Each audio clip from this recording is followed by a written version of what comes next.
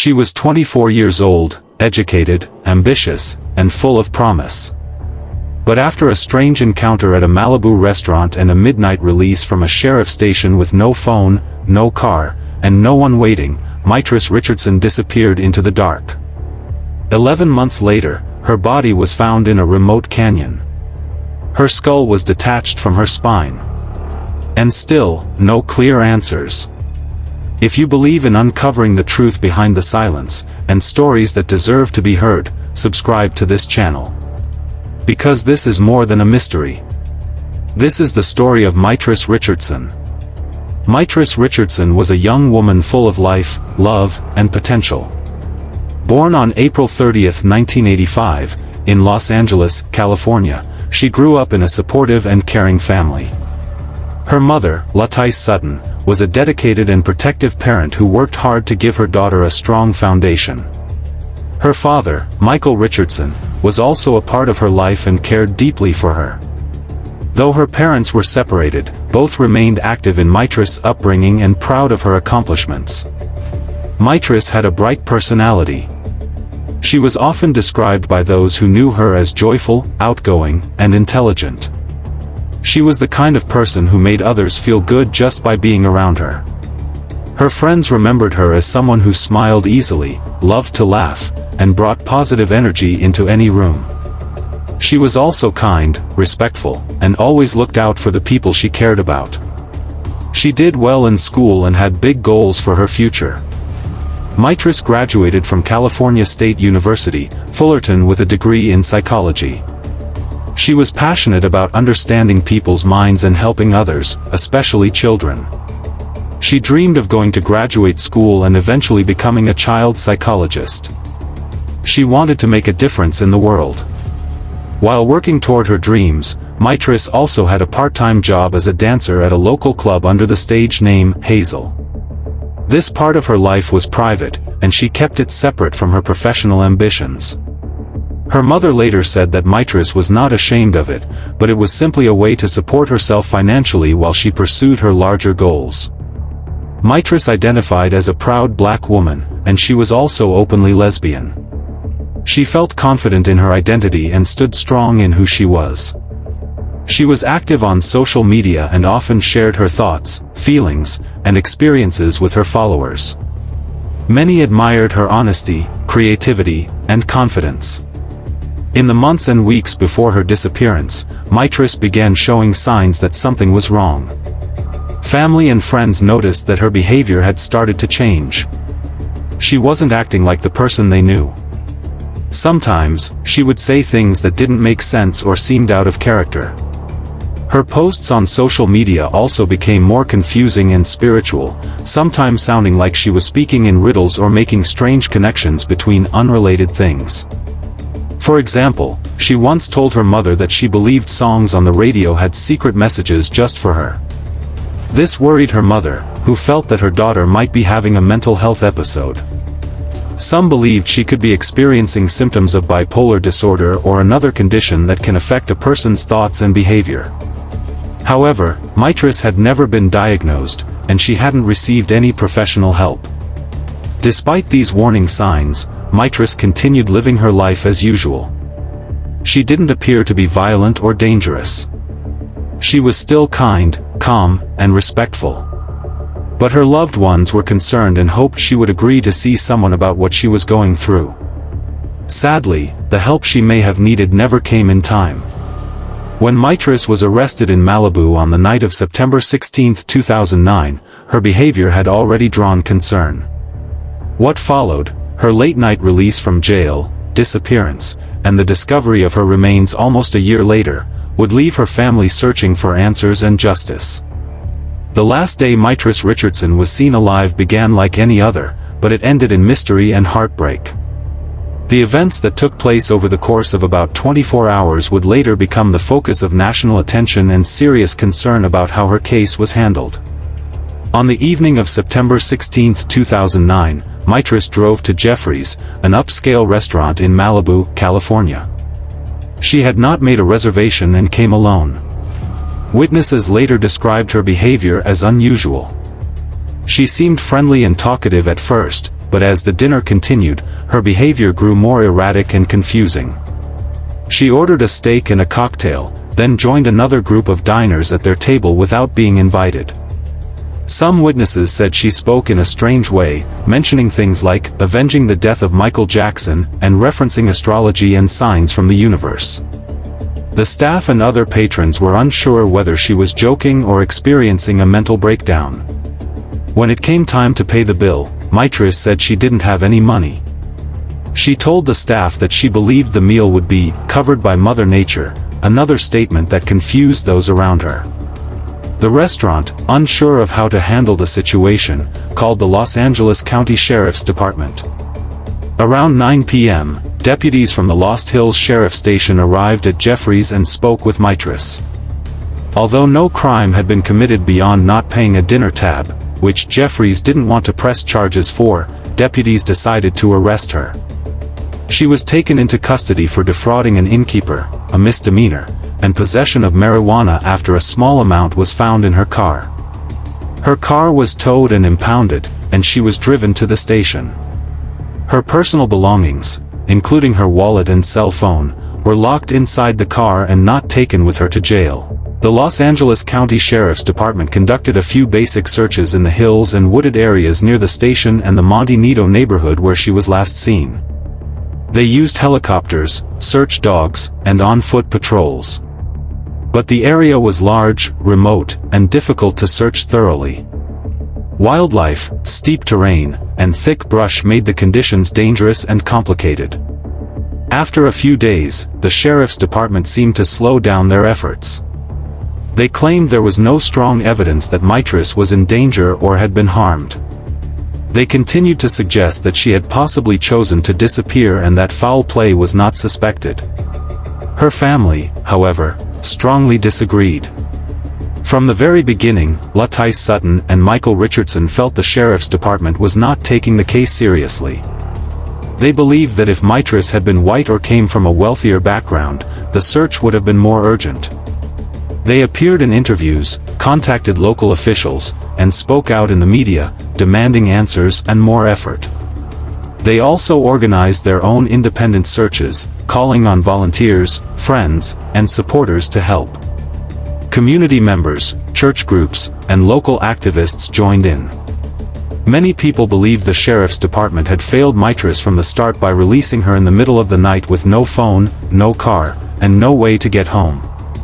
Her father, Michael Richardson, was especially vocal. He believed his daughter had been harmed and possibly murdered. He often said that the lack of urgency and care in the investigation sent a message that her life didn't matter as much as others. This pain drove the family to keep pushing for the truth, even as months passed without answers. As time went on, public criticism of the Los Angeles County Sheriff's Department grew stronger.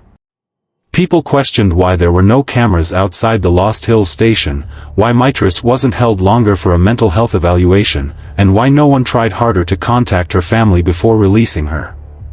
Some officials defended their decisions. They claimed Mitrice showed no signs of being a threat to herself or others.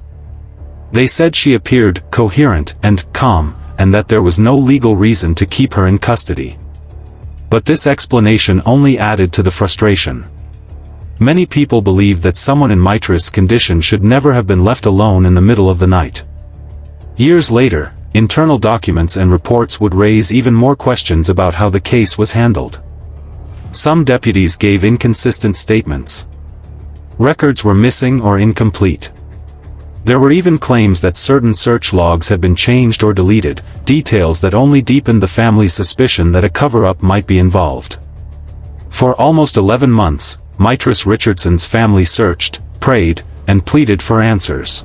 At the station, Mitrice was booked and held for several hours. During this time, she made a few comments that worried the staff. According to some accounts, she seemed calm but also detached from reality. However, the sheriff's department later claimed she did not appear to be a danger to herself or others. Her mother, Mitrice Sutton, called the station that night after hearing about the arrest.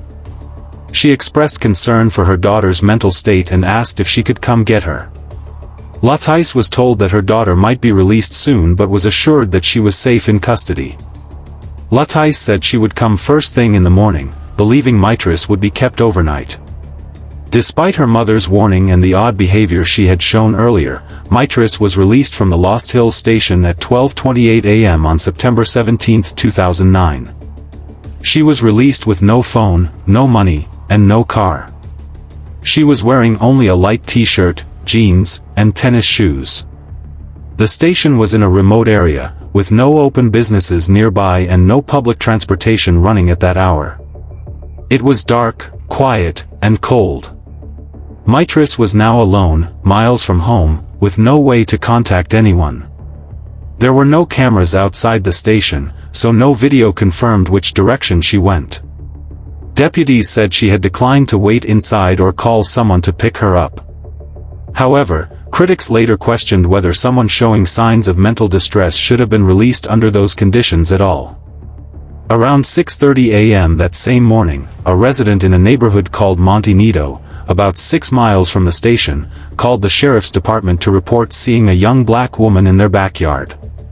The woman matched Mitrice's description and was described as resting or sitting quietly, but she disappeared before deputies arrived. This was the last confirmed sighting of Mitrice alive. After that moment, she vanished without a trace. After Mitrice disappeared in the early morning hours of September 17, 2009, her family immediately feared something was wrong. Her mother, Mitrice Sutton, began calling the Lost Hills Sheriff Station and other authorities, desperate for information. She couldn't understand why her daughter had been released alone in the middle of the night, especially after she had warned the station that Mitrice was not acting like herself. At first, authorities treated Mitrice's disappearance as a routine missing person case. They believed she had simply walked away on her own and would likely return. But her family knew something was off. Mitrice had no history of running away or disappearing. She was close to her family and had strong personal goals. She had never gone missing before. Her mental health concerns made her sudden disappearance even more troubling. In the early days, the search for Mitrice was limited. They held out hope that she might be found alive, even as the silence grew heavier with time. Then, on August 9, 2010, that hope was shattered.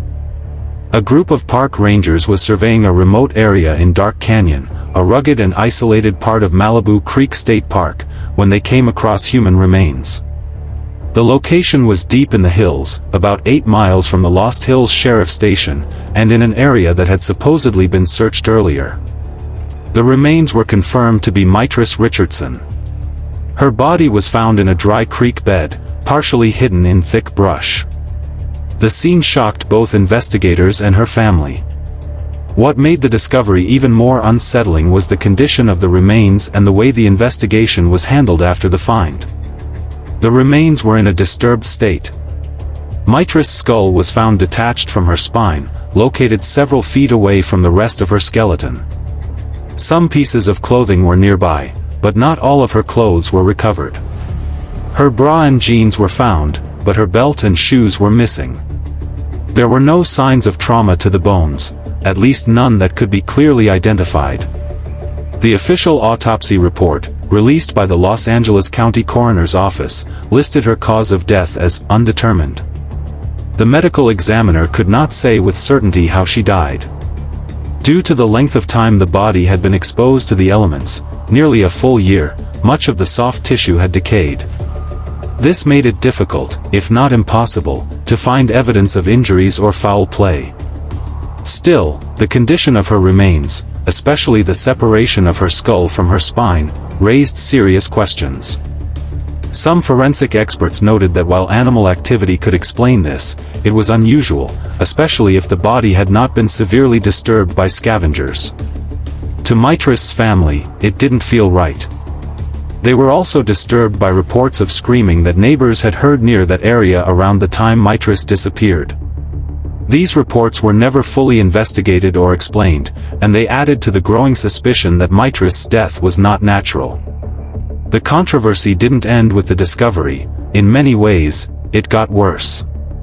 Standard procedures require that when human remains are found, the coroner's office should be contacted immediately and allowed to lead the recovery. However, in Mitrice's case, sheriff's deputies allegedly moved her remains before the coroner arrived. This was a direct violation of protocol. According to reports, deputies collected the remains, placed them in bags, and transported them by helicopter without proper documentation. The coroner's team later complained that this may have compromised the scene and destroyed important forensic evidence. Mitrice's family was horrified to learn that the remains had not been left intact for a full, careful forensic examination. This mishandling led to strong public backlash, accused the sheriff's department of trying to cover up mistakes or rush the process. Some believed that the sheriff's office had something to hide, either about how Mitrice died, or about how seriously they had taken the investigation from the beginning. Despite multiple investigations into the handling of her remains, no one was held accountable, and the case was never officially reopened. For Mitrice's family, this was another painful blow in a long line of unanswered questions. To this day, her cause of death remains unknown, and her case remains open. Even after Mitrice Richardson's remains were found, there were more questions than answers. Her family, community leaders, legal experts, and concerned citizens across the country began speaking out, not only about what may have happened to her, but also about how her case had been handled from the very beginning. What started as a missing persons investigation grew into something far bigger, a conversation about justice, race, mental health, and trust in the system. Mitrice's family never believed her death was simply an accident. From the moment she went missing, her mother, Mitrice Sutton, and her father, Michael Richardson, were vocal about their fears, that Mitrice had been released in a vulnerable state, possibly wandered into danger, or worse, encountered someone who wished to harm her. Her father, in particular, believed foul play was involved. He questioned why a young woman showing signs of mental distress was released into the night, alone, in an unfamiliar area with no means of communication or transportation. He also wondered why the sheriff's department didn't seem more alarmed when she vanished just hours later. Both parents, along with many community activists, pushed the theory that Mitrice may have met with violence, either at the hands of someone she encountered after her release, or, in a more chilling possibility, through misconduct or abuse connected to law enforcement itself. Many observers, especially within the black community, felt that racial bias played a significant role in how the case was handled. They pointed out that Mitrice, a young black woman with no history of violence or crime, was treated like a routine offender instead of a person in crisis. Critics argued that if she had been white, or if she had come from a wealthy or high-profile family, the response may have been far more urgent and compassionate. Activists raised concerns about systemic neglect, especially regarding mental health. Mitrice was showing clear signs of distress, but she was not offered a psychiatric evaluation or held for observation. The fact that the Lost Hills station had no mental health professional on site and released her at a dangerous hour was seen by many as a failure of protocol and common sense. For those who had long seen disparities in how missing persons cases are handled, especially when the missing person is black, indigenous, or from a marginalized group, Mitrice's story felt sadly familiar. The media attention surrounding Mitrice's disappearance was mixed. Local outlets reported on the case early on, but for months, national coverage was limited. Her family worked tirelessly to keep her name in the headlines, appearing on television, in interviews, and at press conferences. Eventually, major networks and newspapers picked up the story, but many activists argued it was too little, too late. They compared the media coverage to cases involving missing white women, which often received widespread, immediate attention. The term "missing white woman syndrome," used to describe the imbalance in media focus, was brought up repeatedly in relation to Mitrice's story. Despite the coverage, very few concrete leads or suspects ever emerged. Some people, including her family, have openly questioned whether there was a cover-up related to Mitrice's case.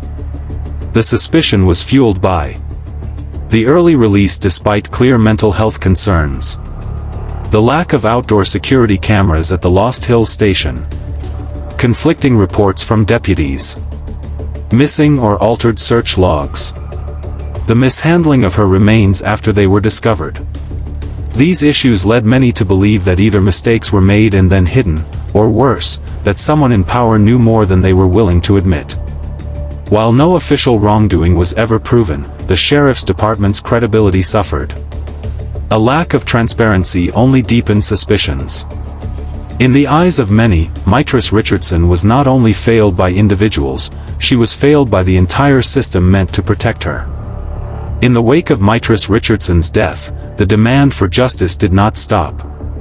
Her family continued to speak out, and supporters across the country joined them in calling for answers. As media coverage and public pressure grew, the spotlight turned toward the Los Angeles County Sheriff's Department, LASD, not only for how they handled the initial disappearance, but for how they managed the investigation, the discovery of remains, and their communication with the family. The community wanted to know, would there be accountability? Would anything change? Under mounting public pressure, the LASD eventually launched an internal investigation into the department's handling of Mitrice's case. The investigation aimed to examine whether any policies were violated when she was released in the middle of the night, whether search efforts were adequate, and how her remains were processed after discovery. The results of this internal review were heavily criticized. While the department acknowledged some missteps, including the early release and the decision to move her remains before the coroner arrived, no one was formally disciplined or fired. Officials insisted that these were procedural errors, not acts of intentional misconduct. A civilian oversight commission later reviewed the case, raising serious concerns about gaps in the timeline, missing documentation, and the overall lack of transparency.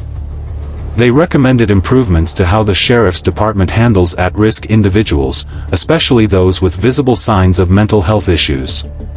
Despite these findings, critics argued that the reviews lacked true accountability and that the LASD was more concerned with protecting its image than serving the truth. Frustrated by the lack of answers, Mitrice's family filed a wrongful death lawsuit against Los Angeles County. The suit alleged that the sheriff's department acted negligently by releasing Mitrice without proper evaluation or care, and that this negligence led directly to her death. In 2011, the county settled with the family for $900,000. The settlement was not an admission of guilt, but it was a public acknowledgement that mistakes had been made. For her family, the financial settlement could never replace justice, but it was a formal recognition that the system had failed Mitrice in a profound way. Her parents made it clear that the fight was never about money. It was about making sure this never happened to someone else's child. Mitrice's case became a rallying point for activists, especially those focused on racial justice, mental health advocacy, and law enforcement reform. Community members held vigils, organized rallies, and created public art in her honor. Her name was added to national lists of missing and murdered black women whose cases deserved more attention. Petitions were launched, demanding changes to LASD policies regarding the release of vulnerable individuals. Advocacy groups pushed for reforms such as mental health screenings before release from custody, stronger communication requirements between law enforcement and families, cameras at sheriff stations to ensure accountability, independent reviews of deaths and disappearances involving law enforcement. While some policy recommendations were adopted in limited forms, many believe that deeper, more structural changes are still needed. Mitrice's case continues to be cited in discussions about criminal justice reform, particularly where mental health intersects with policing. Her family has continued to speak publicly, attending forums, giving interviews, and supporting other families experiencing similar tragedies. Their persistence has helped keep Mitrice's memory alive and has inspired others to demand better from the institution sworn to protect the public. Even years later, the legal and political impact of Mitrice Richardson's case remains part of a broader movement, a movement still fighting for truth, justice, and accountability. Behind the headlines, legal documents, and official reports, there is a deeper and quieter current that runs through the story of Mitrice Richardson, the personal voices of those who loved her, advocated for her, and refused to let her memory fade. Their reflections bring into focus the emotional truth that statistics and policy rarely capture, that this was a life, not just a case file. A daughter, a friend, a soul full of promise. Throughout every stage of the investigation and public attention, Mitrice Sutton, Mitrice's mother, stood as a pillar of strength and clarity. From the moment she realized her daughter had been released into the night with no phone, no money, and no familiar face nearby, she raised the alarm, not just to the sheriff's department, but to the world. In one of her most well-known early statements to deputies, Mitrice pleaded, "She's never been in trouble before. She's not from out there. Please don't release her at that hour." Her warning went unheeded. That moment would haunt her. Years later, when speaking to the media, Mitrice said, "They failed her. They didn't treat her like a person in need of help. They treated her like a problem they wanted to send away." Her voice has never wavered. In interviews, town halls, and community gatherings, she has spoken not only about her daughter's light and intelligence but also about the urgent need for change in how police handle mental health crises. Mitrice's strength transformed private grief into public action. She became a symbol of maternal determination, joining other mothers who lost children under tragic or questionable circumstances to form a collective voice demanding accountability, justice, and reform. Several voices in the media and advocacy space also helped keep Mitrice's story alive. Journalist and activist Jasmine Cannick was a key figure in amplifying the inconsistencies and concerns in the case. She raised important questions about how the LASD handled the release, the search, and the discovery of remains. Through her articles and social media platforms, Cannick gave the public a clearer view of what was being left out of official statements. Other journalists and independent filmmakers followed suit, producing documentaries, podcasts, and investigative reports that examined Mitrice's case in the context of race, policing, and the criminalization of mental illness. These efforts expanded awareness, especially in communities that had seen similar tragedies before. Over time, Mitrice Richardson's name has become more than a headline, it's a symbol. She is now frequently referenced in conversations about racial justice, particularly in the context of how Black individuals are treated by law enforcement when experiencing mental health episodes.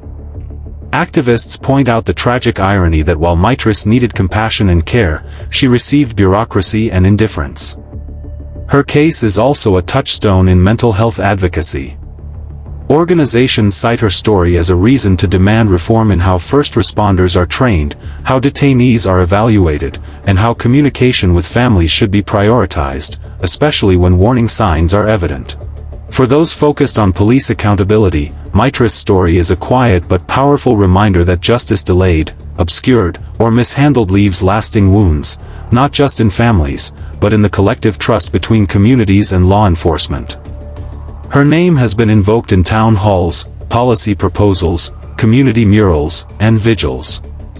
In each space, her story is retold not only to grieve, but to mobilize, to teach, to change, and to prevent. Through her mother's voice, the advocacy of allies, and the hearts of all who carry her memory, Mitrice Richardson remains present. Her story continues to ask the questions our systems have yet to answer.